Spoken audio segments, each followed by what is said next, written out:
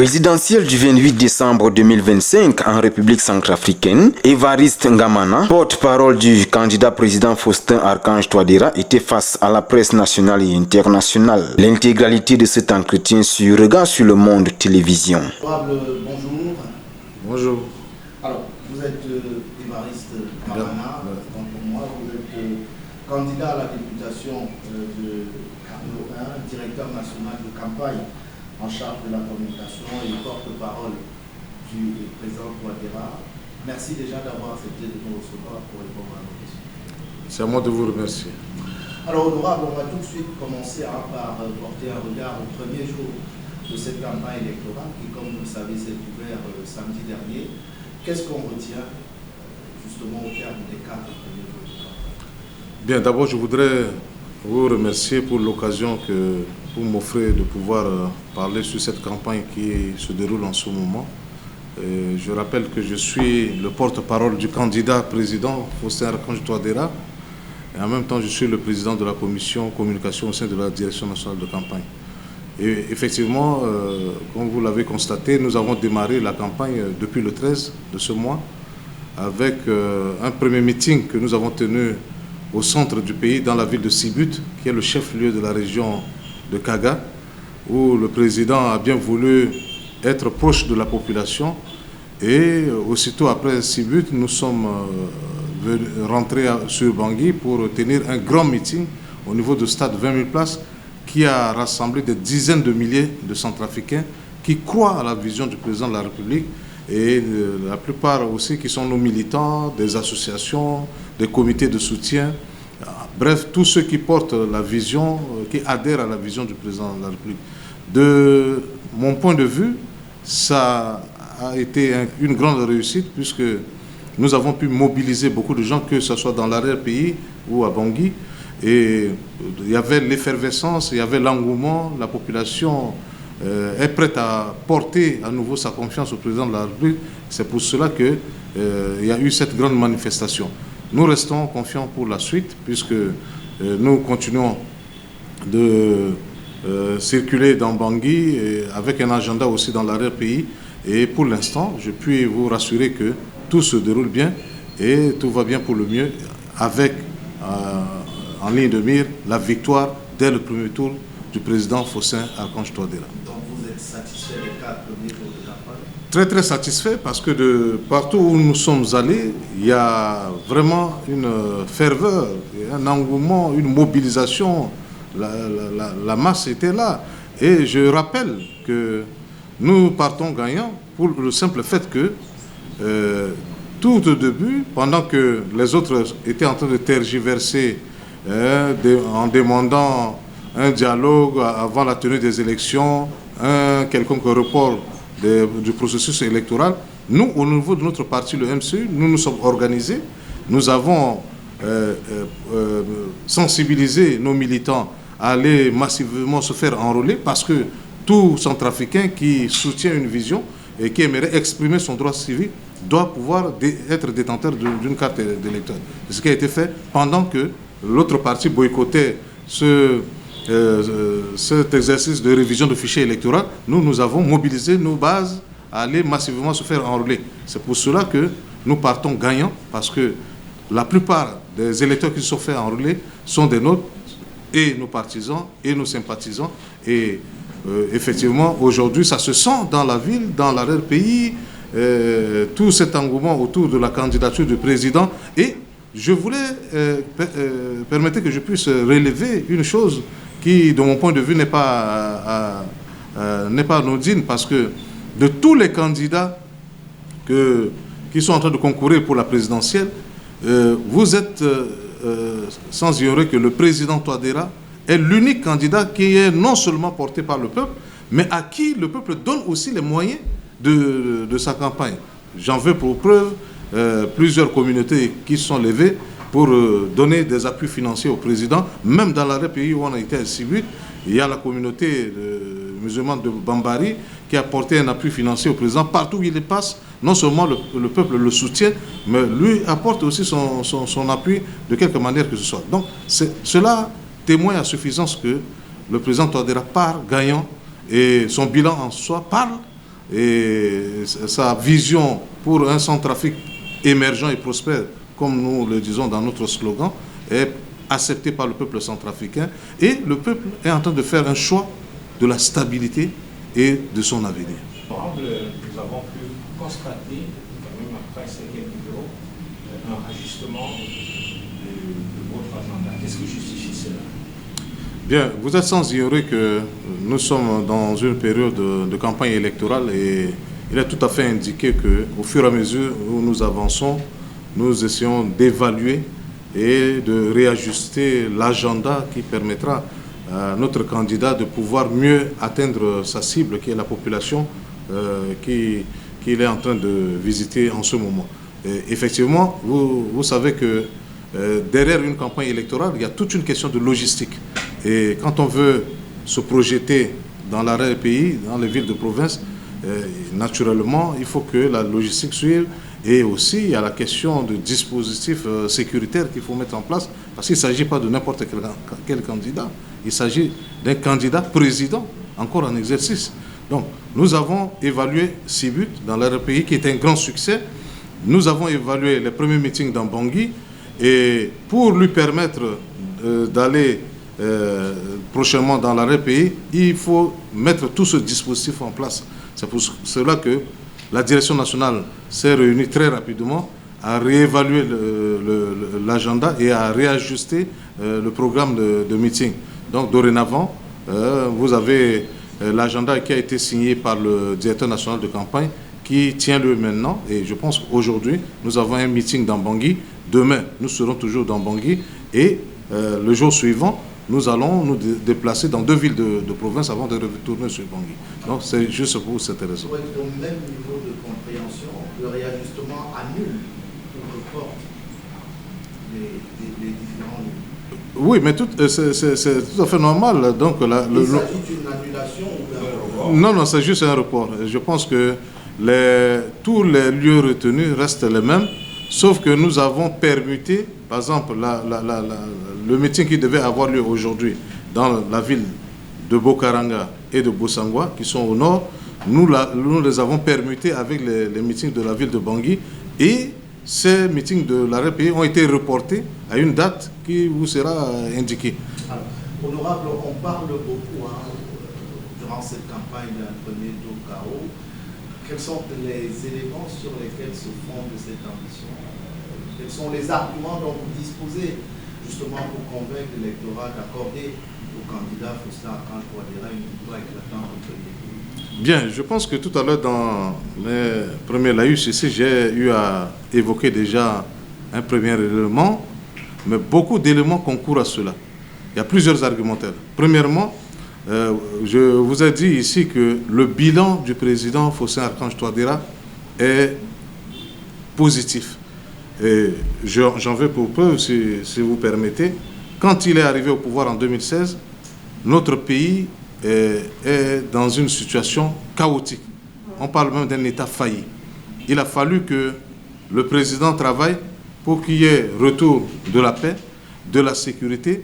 Et pour vous donner des chiffres, à son arrivée au pouvoir, le président a trouvé une armée qui était en quelque sorte qui n'existait pas, ou qui n'existait que de nom, avec un effectif d'à peine 5000 hommes. Grâce au travail qu'il a fait toutes ces années, aujourd'hui, l'armée, des éléments des forces de défense et de sécurité, que ce soit les FACA, les forces armées centrafricaines, la police, la gendarmerie, beaucoup d'éléments ont été formés, équipés et déployés sur l'ensemble du territoire.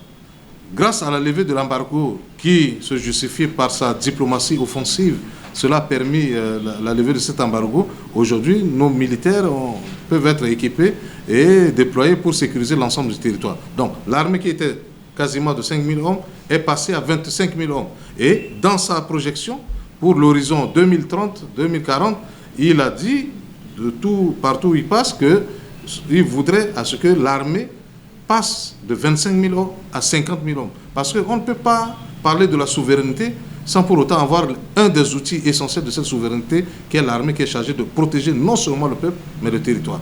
Économiquement parlant, quand le président est arrivé aussi au pouvoir, le budget de l'État était de l'ordre de 84 milliards. Tenez-vous bien, 84 milliards pour un État, ben c'est rien. Mais grâce au travail des réformes économiques, de la lutte contre la corruption, de la mobilisation des recettes domestiques, ce budget de l'État est passé de 84 milliards à 368 milliards aujourd'hui, avec un taux une croissance qui est passée d'1,9 à 3% aujourd'hui. Nous avons aussi vu que le président a travaillé dans plusieurs secteurs, que ce soit la santé, l'éducation, le secteur privé. Et aujourd'hui, beaucoup de jeunes ont été intégrés dans la fonction publique. On parle de plus de 10 000 jeunes, une première dans l'histoire de notre pays. Beaucoup de centres de santé ont été non seulement réhabilités, mais construits aussi. Il y a même un grand centre dédié aux grandes pandémies de 350 lits qui a été construit sur la route de Damara. Et il a distribué plus de 100 ambulances dans tous les districts sanitaires du pays. Vous voyez, ça c'est une grande avancée quant à ce domaine. Du secteur de l'éducation, plus de 5000 salles de classe ont été construites ou réhabilitées. Donc, le budget alloué à l'éducation nationale, qui était de l'ordre de 8% à l'arrivée du président au pouvoir, est monté aujourd'hui à plus de 15%.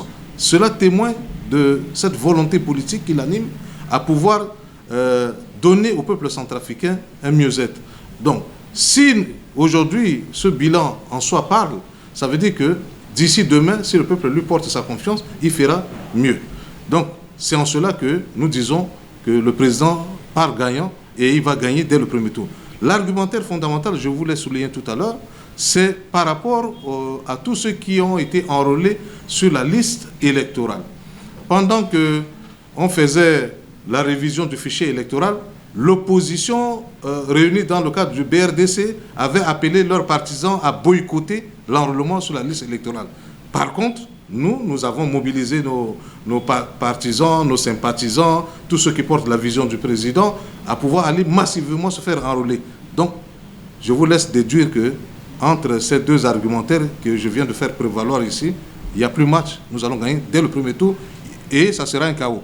Nous attendons seulement à mobiliser nos gars pour que le score soit de haut niveau et que le taux de participation aussi puisse être important. Vous parlez de la communication. Alors, quelles sont les dispositions prises pour une communication efficiente et optimale du candidat Touadéra?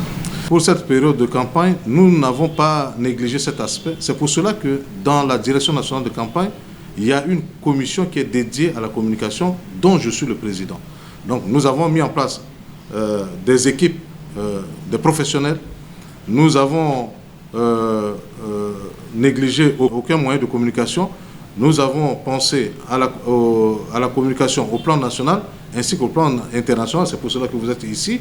Et je pense pour ma part que nous sommes disposés à n'importe quelle sollicitation dans le cadre de la communication pour cette campagne électorale. Nous avons innové en faisant dérouler un accès Wi-Fi sur tous les sites de meeting pour permettre à ce que la population qui est connectée suive en direct tous les meetings qui se déroulent. Que ce soit dans l'arrêt pays, nous l'avons fait à Sibut. Vous allez voir tout à l'heure pendant le meeting, on va vous distribuer les codes Wi-Fi.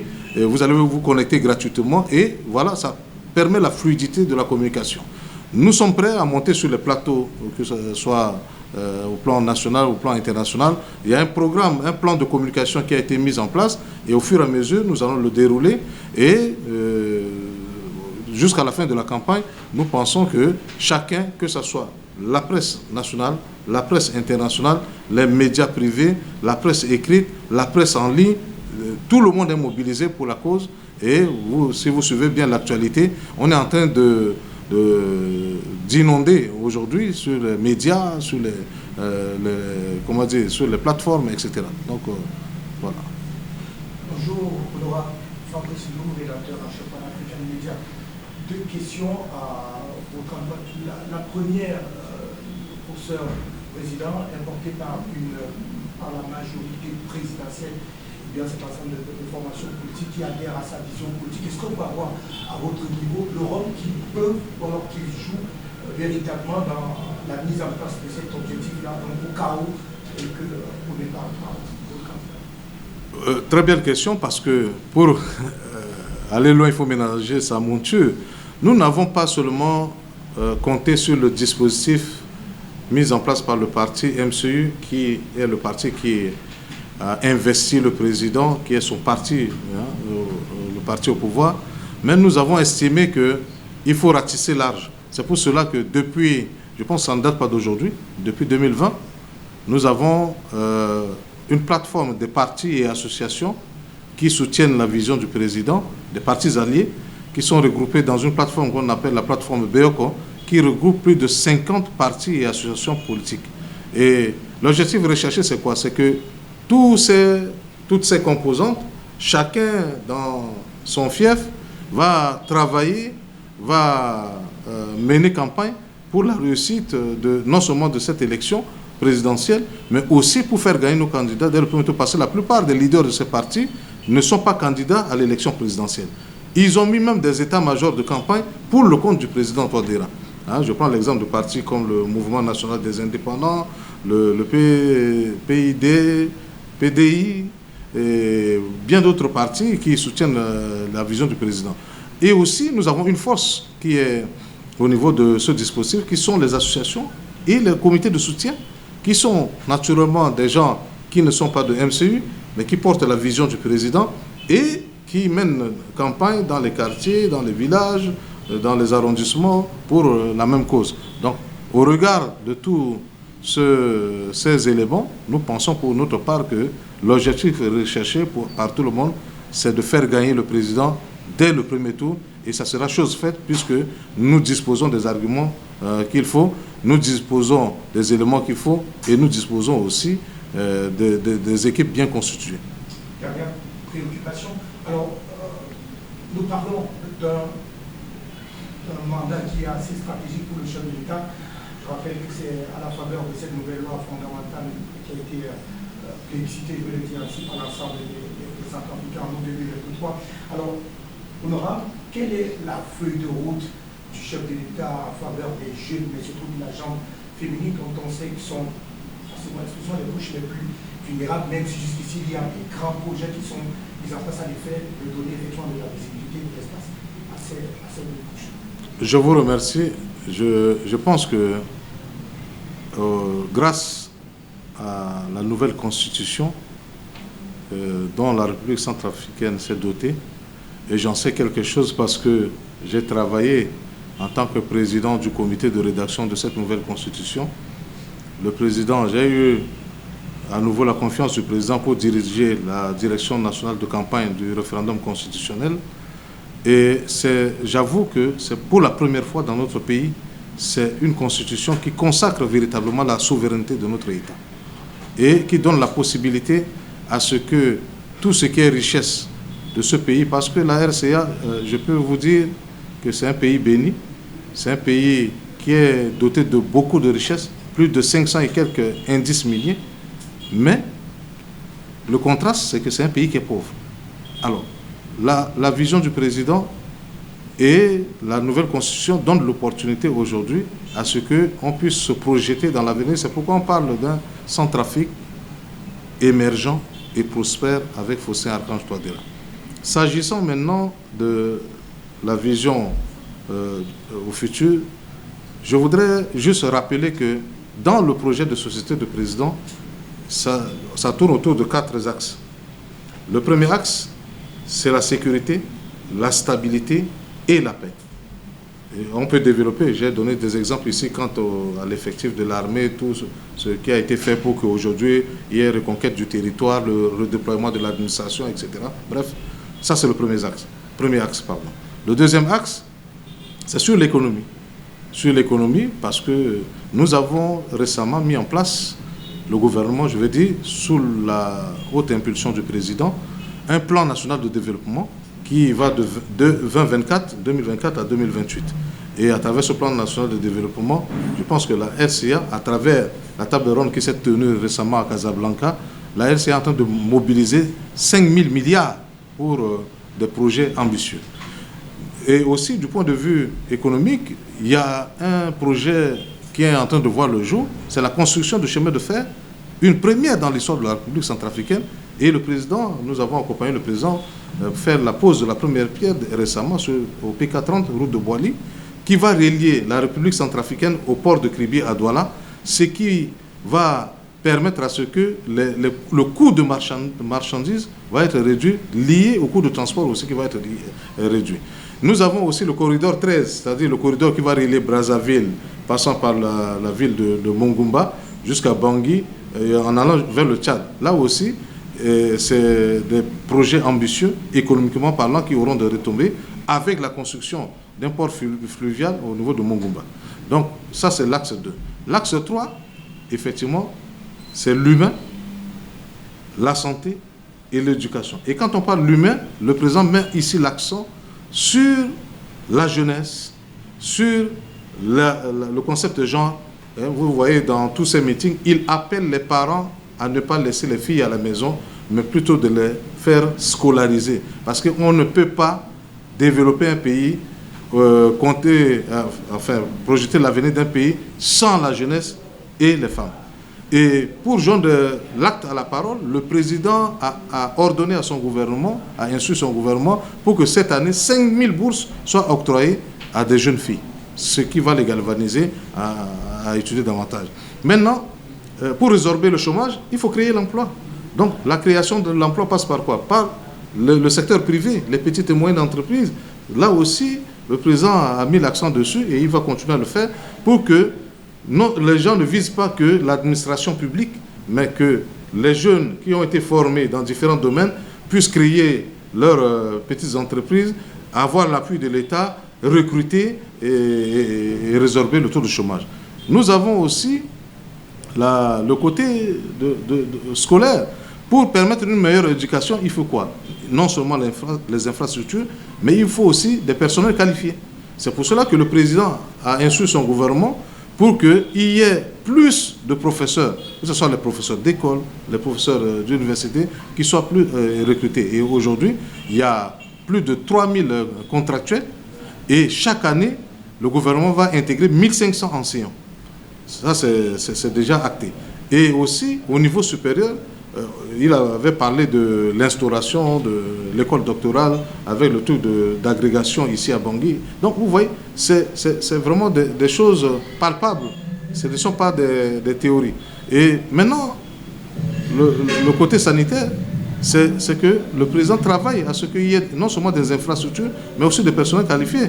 Donc, chaque fois qu'il y a intégration, je pense qu'un quota est affecté à chaque département, mais les deux départements qui ont le plus bénéficié, ce sont le secteur éducatif et le secteur sanitaire.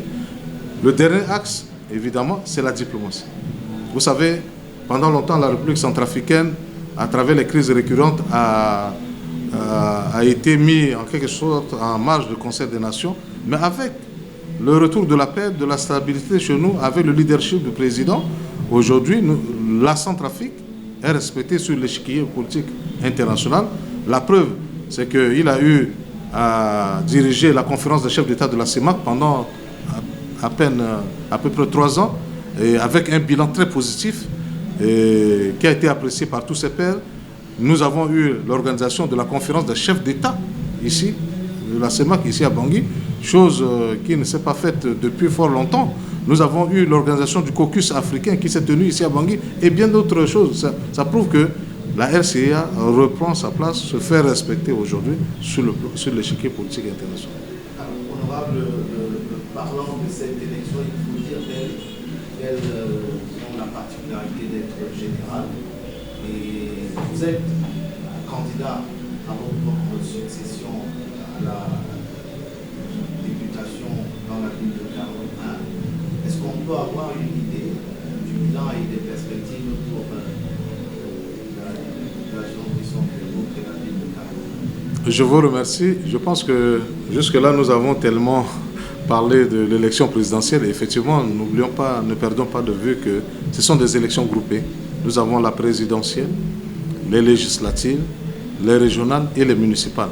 Et je voudrais relever que ça fait plus de 30 ans que nous n'avons jamais organisé les élections locales ici chez nous. Pratiquement 40 ans. Et c'est à saluer cet effort fait par le gouvernement, par le président de la République, pour que il y ait la démocratie à la base. Parce que choisir les gens localement, c'est la démocratie à la base. Et en ce qui me concerne, pour revenir à votre question, effectivement, je suis candidat à ma propre succession, mais je pars confiant parce que le bilan en soi parle.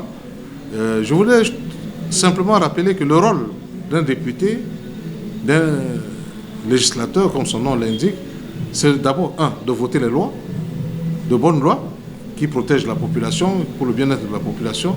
2, c'est de contrôler l'action de l'exécutif. Et subsidiairement, il y a aussi le rôle de représentativité.